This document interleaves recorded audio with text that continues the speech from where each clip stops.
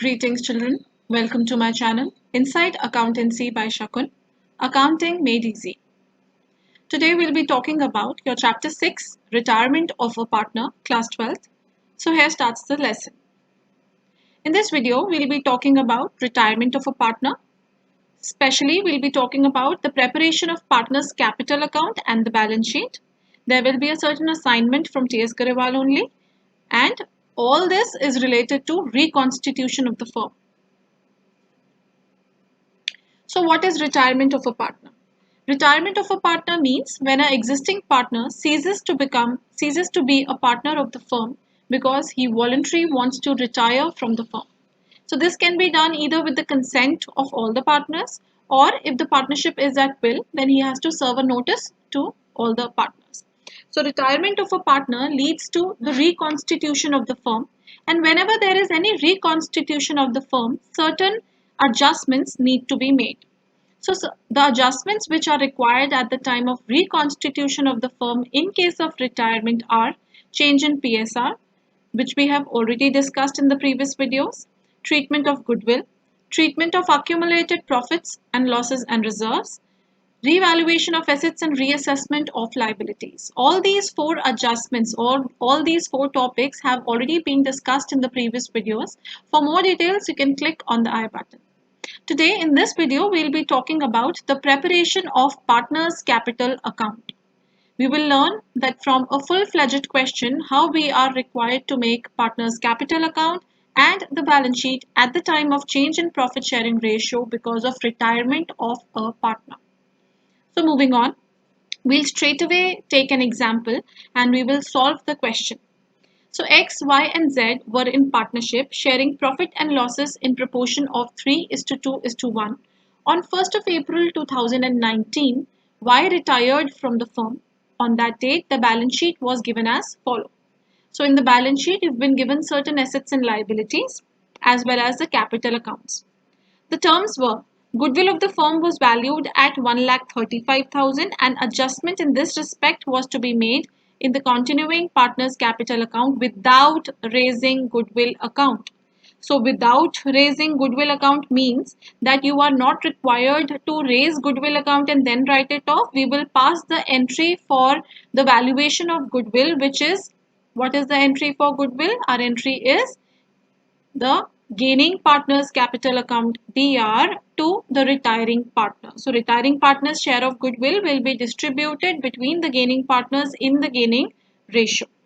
Then we have certain other revaluations. Expenses owing are brought down to 37,500. Machinery loose tools are valued 10% less than their book value and factory premises are to be revalued at 2,43,000. So in this question, we've been asked to make revaluation account, partner's capital account and the balance sheet after the retirement of Y.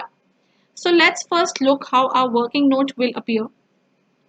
So in the working note, the first and foremost thing that we need to find out is the gaining ratio. Why do we need to find out the gaining ratio? Because we need to make an adjustment for goodwill. So first we'll calculate the gaining ratio.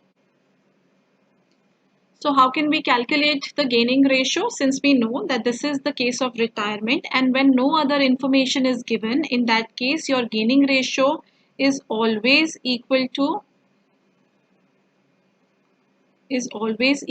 your new ratio. That was the first case that we did where no other information is given and only the old ratio is given in the question. So when only the old ratio is given, then how do we calculate the new ratio? We calculate it by simply striking off the share of the retiring partner. So the Y was the retiring partner. So we simply striked off his share. So our new ratio in this case would be, if in case it was required, our new ratio would have been 3:1. And in this case, where no other information is given, the new ratio and the gaining ratio are always equal. So therefore, our gaining ratio is 3:1. Now, why are we calculating the gaining ratio? Again, I'm repeating, that is for the purpose of goodwill, because our entry for goodwill is gaining partner's capital account DR to the retiring partner. Right? So our entry, I'm going to generalize the entry here. Our entry is gaining partner's capital account debit to the retiring partner capital account. So for that we need to know that what is the retiring partner's share of goodwill, and that share will be divided between the gaining partners in the gaining ratio, which is 3:1.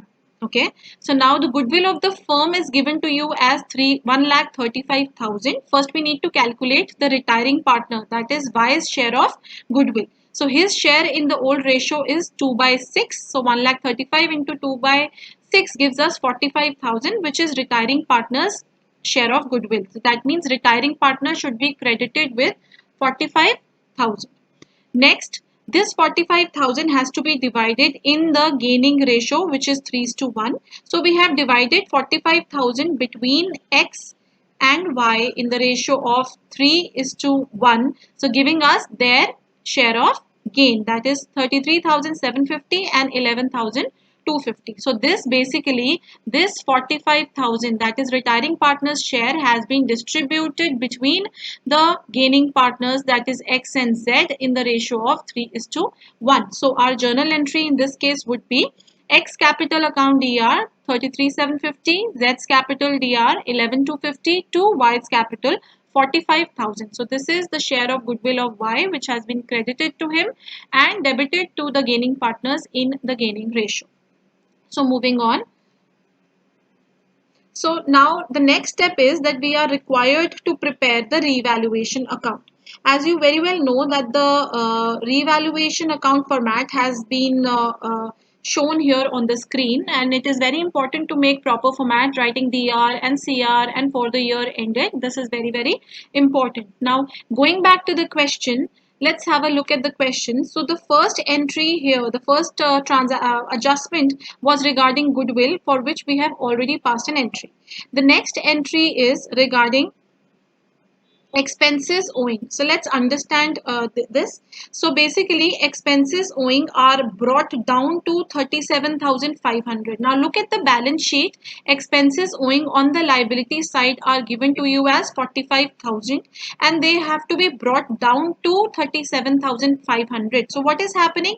Earlier we had recorded at 45, now it is to be brought down to 37. So basically this is a decrease in a liability, and decrease in liability is always shown on the credit side in the revaluation account. Please don't get misinformation here. Decrease in liability should always be credited. If I talk about the journal entry, it will be credited to revaluation account. What would be the journal entry in this case? In case of decrease in liability, our entry would be expenses owing account DR to revaluation account. So basically our revaluation account should be credited. Let's understand the other adjustments also.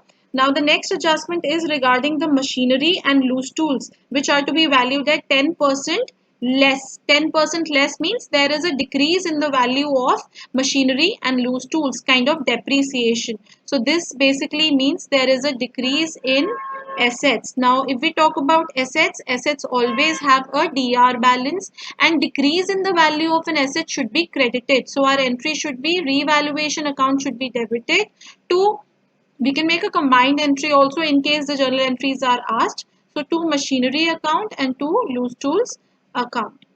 So this is how you can pass the entry. The amount will be 10% less than their book value. Now what is the book value? If you look at the question, machinery is given to you as 80,000 and loose tools are given as 40,000. So our decrease in the value would be 10% of 80,000, that is 8,000, and 10% of 40,000, that is 4,000. So I'm going to explain all the adjustments relating to revaluation account here, and then we'll move on to the preparation of revaluation account. Now look at the last adjustment. Factory premises are revalued at 2,43,000. Now have a look at factory premises here. Factory premises are 2,25,000 and they have been revalued at 2,43,000.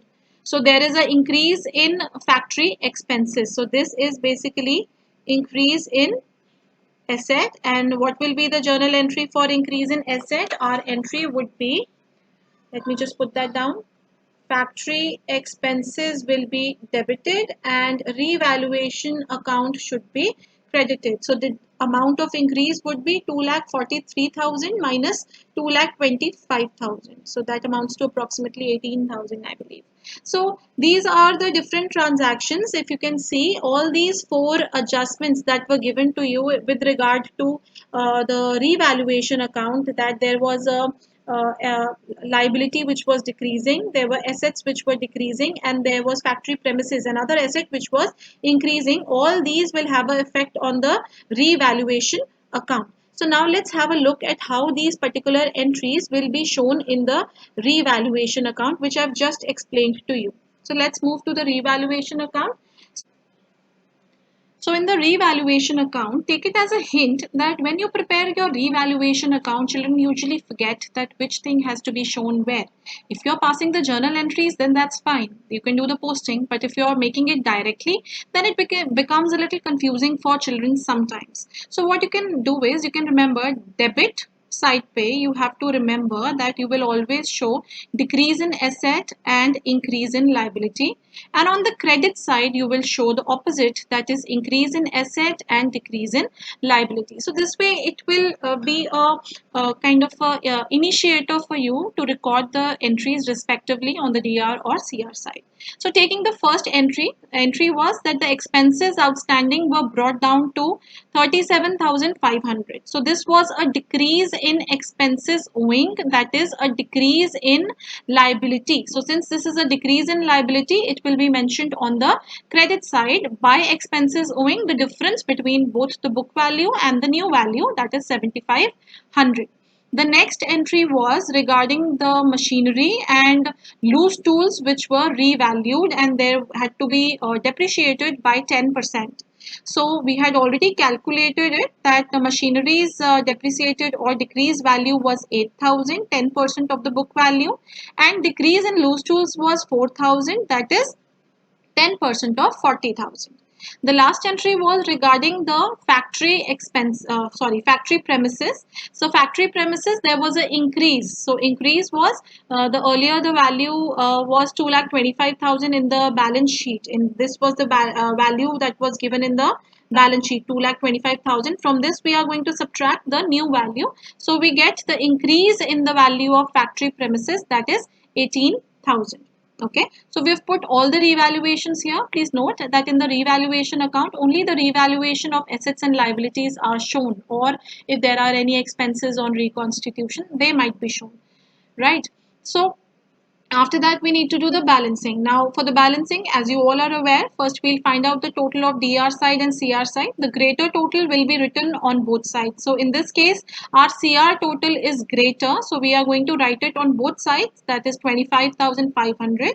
Then from the greater total, that is 25,500, we are going to subtract the total of debit side. So our balancing figure in that case would be 13,500.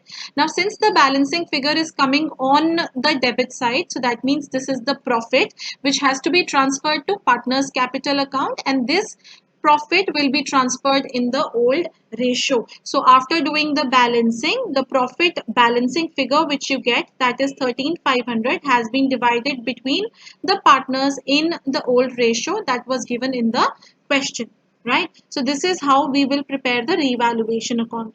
Although when you're doing a full-fledged question, you should always try to do all the three accounts. You should try to make revaluation account, partners capital account, and a balance sheet all together, at the same time. It helps in saving a lot of time. Okay, moving on. Now let's talk about the partners capital account. So for the partners capital account, we have to look at the balance sheet. So let's go back to the question. So this was our question. From the balance sheet, you pick up the balances of partners capital account, and you also see if there is any accumulated profit or reserve that is given here. So if you look at the balance sheet, you will find that there is an accumulated reserve that is given here, that is general reserve. Rest all are assets and liabilities. So from the balance sheet, you will pick up the capital and you will pick up the general reserve, which will be written off as usual in the old ratio, and the old ratio, as you know, is 3:2:1. So let's go back to the capital account now.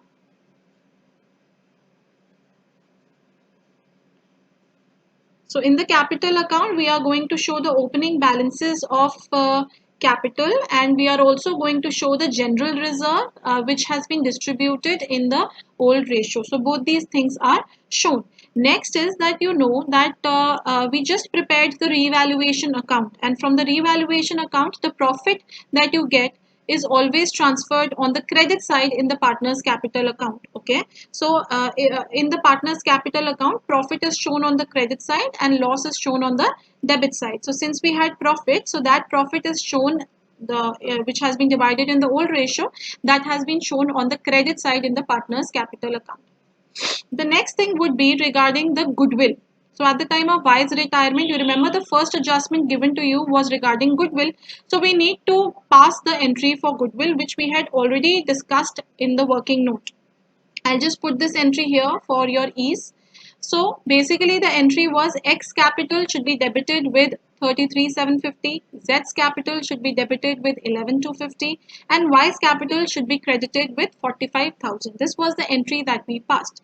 Just see how we are going to post this entry here. So X and Z are to be debited with 33,750 and 11,250. So we've written 33,750 and 11,250 under X and Z respectively in the name of the opposite account. So what is there in the opposite side? We have Y. So 2Y's capital under X, X's amount, under Z, Z's amount. Then Y's capital is to be credited with total 45,000 in the name of X and Z. So by X capital, by Z capital, 33,750 and 11,250. Please note that certain children, they sometimes they make a error here. What they write is, I'm just doing it here. What they write, I'm just putting it here, okay? So instead of writing by X capital 33,750 and by Z capital 11,250, which is the right way, they write by goodwill, or sometimes they write by X and Z capital. So that is absolutely a wrong way of showing. And then by goodwill, they'll directly write 45,000 here under Y, okay? Or by X and Z, they'll directly write 45,000 here. So this way is absolutely wrong. Okay, your answer would be correct, no doubts, but the presentation is absolutely wrong, because Y's capital should be credited with total 45,000 but in the name of X and Z. So it should be shown in this manner only. The posting should be done just like the way I have shown in the partner's capital account. Okay, so moving on. So we've shown the partner's capital, in the partner's capital we've shown the goodwill also. So everything now is done. Now we'll proceed to balancing of the partner's capital account. First, let's talk about Y. So let's find out the totals. Okay, so obviously as you can see, the total on the credit side is greater.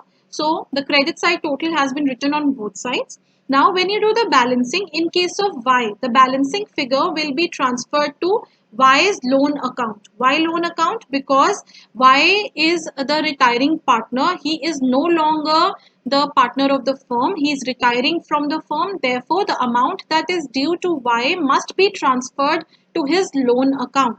He will no longer be the capital. He will be just like any other creditor for money for the firm. That's why the balancing figure for Y has been transferred to his loan account. Now we'll do the balancing for X and Z. So the balancing figure in case of X and Z is 1,90,500 and 1,63,500. So we've found out the balancing figures also. Now these balancing figures, as you all know, will be transferred to the balance sheet. Now let's have a look at the balance sheet. So first of all, in the balance, while making the balance sheet, we should always consider the question, the balance sheet which is given in the question. So let's have a look at the balance sheet. We had trade creditors here, bills payable here, but in trade creditors and bills payable there was no change. So same amount will be transferred. Expenses owing, there was a change. They had to be brought down to 37,500. So we are going to show 37,500 in the balance sheet. General reserve has been written off. It will not be shown, and new capital account balances will be shown. So now let's go to the balance sheet and have a look at the liability side. So on the liability side, we have trade creditors, the same amount. Bills payable, the same amount since there was no change. Expenses owing have been reduced by 7,500. They had to be reduced to 37,500, which has been shown.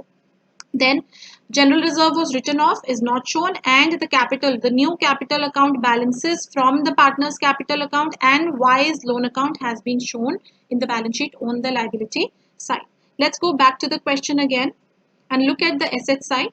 So cash in hand, cash at bank, same values. There was no change in debtors, no change in stock. So again, same values. Factory premises was revalued at 2,43,000. So we are going to show the new value. Machinery and loose tools had to be depreciated by 10%. So we are going to subtract those values from here. So let's go back to the balance sheet and look at the asset side here. So again, cash in hand, same value, cash at bank, same value, debtors and stock also same value because there was no change, no revaluations in them. Then factory premises, of course, there was an increase in factory premises. So we'll show the new value here, that is 2,43,000. In case of machinery, we had to depreciate by 10%. So the new value is 72,000. And in case of loose tools, again, depreciation of 4,000. So the new value is 36,000. So we've put everything in the balance sheet. We can find out the total, and the total for both sides should be equal. So our balance sheet is tallying. That means our question is correct. So this is how we are going to prepare the revaluation account, the partner's capital account, and the balance sheet.